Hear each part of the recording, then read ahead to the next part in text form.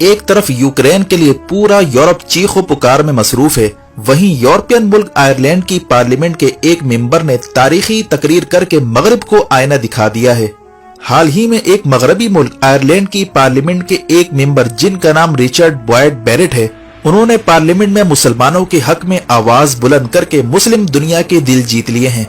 Ireland के MP ने Ukraine के इशू पर बुलाए जाने वाले इजलास में पूरी मगरबी दुनिया को आड़े हाथों लेते हुए तारीखी तकरीर की है, जिसमें उनका कहना था कि आज यूक्रेन के मामले पर तुम्हारी चीखें हैं कि बंद होने का नाम नहीं ले रही, जबकि इसी दुनिया में इसराइल नाम की एक गैर कानूनी और मुतासिब रियासत है जो फलस्तीनी मुसलमानों पर जुल्म ढा रही है।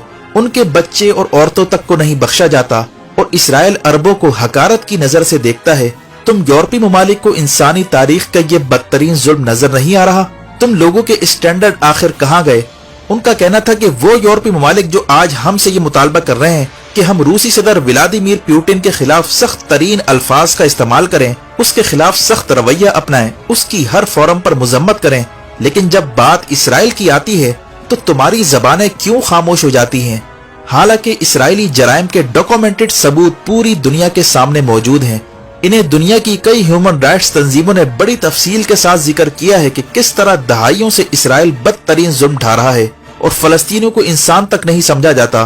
गजा पर जिस तरह इसराइल ने कई बार बमबारियां की, सैकड़ों लोगों का कत्लेआम किया, फलस्तीनियों की जमीन पर जबरन कब्जा करके उसे इसराइल के साथ इल्हाक किया गया, इन सारे जराइम के होते हुए तुम लोगों के अंदर इतनी भी हिम्मत नहीं कि तुम इसराइल के लिए मुतासिब का लफ्ज इस्तेमाल करो। पाबंदियां तो बहुत दूर की बात, तुम लोग इसराइल के खिलाफ एक लफ्ज भी इस्तेमाल नहीं करते। आयरलैंड के एमपी रिचर्ड बॉयड बैरेट का कहना था कि यूक्रेन पर चढ़ाई करने के साथ ही 5 दिनों के अंदर अंदर तुम लोगों ने रूसी सदर और उसके साथियों पर पाबंदी लगाने का ऐलान किया, लेकिन इसराइल जो 70 सालों से जुल्म ढा रहा है उस पर यूरोप ये कहकर हाथ झाड़ लेता है कि इसराइल पर तो पाबंदी लगाने से कोई फायदा नहीं, ये मुनाफकत नहीं तो और क्या है। उनका कहना था कि एमनेस्टी इंटरनेशनल ने इसराइल के जराइम पर मबनी मामलात को इंटरनेशनल क्रिमिनल कोर्ट की जानिब रेफर किया था। ए यूरोप के लोगों, क्या तुम इस मुतालबे को सपोर्ट करते हो? क्या तुम इसराइल के खिलाफ इंटरनेशनल क्रिमिनल कोर्ट जाने के लिए तैयार हो? क्या तुम्हें याद नहीं कि एमनेस्टी इंटरनेशनल ने उन इसराइली ऑफिशियल्स पर पाबंदी लगाने का कहा था जो फलस्तीनियों के खिलाफ नस्ली बुनियादों पर जराइम में मुलविस हैं? जी हाँ, बिल्कुल वही पाबंदियां जैसे तुम आज रूसी सदर पुतिन के खिलाफ लगाने का मुतालबा कर रहे हो, वैसी ही पाबंदियां आज से कई साल पहले इसराइली ऑफिशियल्स पर लगाने का कहा गया था, लेकिन तुम लोगों ने इसराइल के खिलाफ आज तक एक दफा भी पाबंदी नहीं लगाई। तुम आखिर किस मुंह से रूसी सदर पुतिन के खिलाफ पाबंदी का मुतालबा करते हो? तुम लोग मुनाफिक हो, तुम लोग हमेशा डबल स्टैंडर्ड से काम लेते हो। तुम्हारे लिए कुछ और रूल है और बाकियों के लिए कुछ और।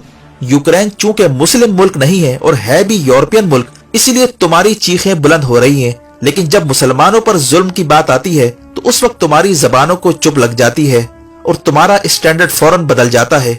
आयरलैंड के एमपी की जानिब से इस तारीखी तकरीर पर और हक की आवाज बुलंद करने और यूरोप को आईना दिखाने पर पूरी मुस्लिम दुनिया की जानिब से इनके लिए तारीफी कलिमात अदा किए जा रहे हैं, क्योंकि उन्होंने ऐसे अहम मरहले पर दुनिया को आईना दिखाया है जब दुनिया भर में सिर्फ और सिर्फ यूक्रेन का मामला डिस्कस हो रहा है और दुनिया फलस्तीन से लेकर कश्मीर तक होने वाले मजालिम पर खामोश है।